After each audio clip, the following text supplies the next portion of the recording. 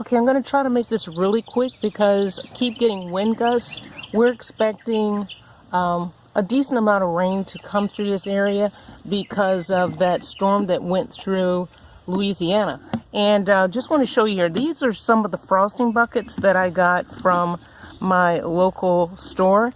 And as you see here, one of the difficulties of cleaning this is that it's filled with the remnants of this icing.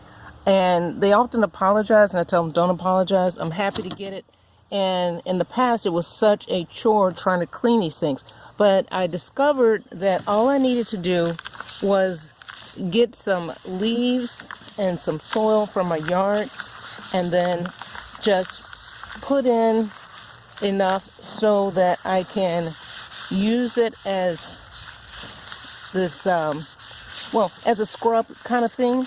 And here I'm removing that frosting. And then once I'm finished with this, I can throw this in the garbage, put it in a plastic bag, throw it in the garbage, because if you put it in your compost or put it in your yard, you may attract ants, you may attract other pests that you don't want.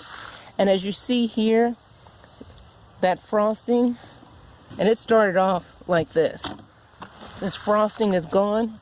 And then this last container here is one that I completely cleaned.